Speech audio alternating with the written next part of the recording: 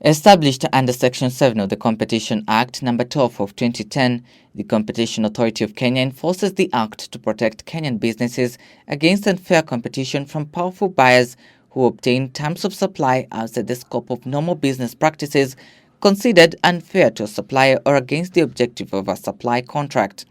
The authority has now cracked the whip on Majid Al Futtaim Hypermarkets Limited, which trades in Kenya under the brand name Carrefour, a total of 1.1 billion shillings for abusing its superior bargaining position over two of its suppliers. The authority has found them guilty of disenfranchising two manufacturers in that space. And one of the manufacturers is actually a producer. They produce honey out of Kitui County. And the objective here is to ensure that all players play within the rules and do not abuse buyer power. Following the investigation and the evidence before us, we were able to penalize the Carrefour on each account 500 plus million in this particular instance.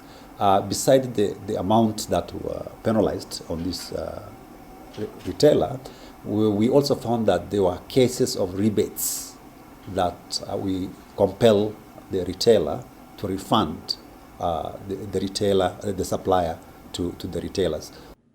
The retailer, with over 20 outlets in the country, is accused of, among others, reducing supplier prices by significant amounts below competitive levels, threats of termination of contracts with suppliers without justification, and transferring of costs to Pwani Oil and Woodlands Company Limited. Between 2021 and 2022, the retailer engaged in conduct that amounts to abuse of buyer power.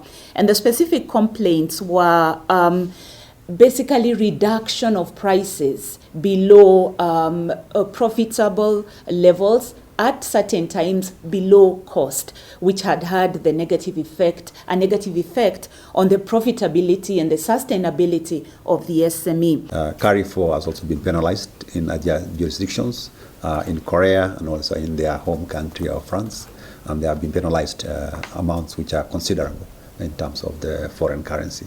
So these are matters that the party seems to be, the undertaking seems not to desist from the orders of the authority, and therefore these are repeat cases with regard to this particular retailer.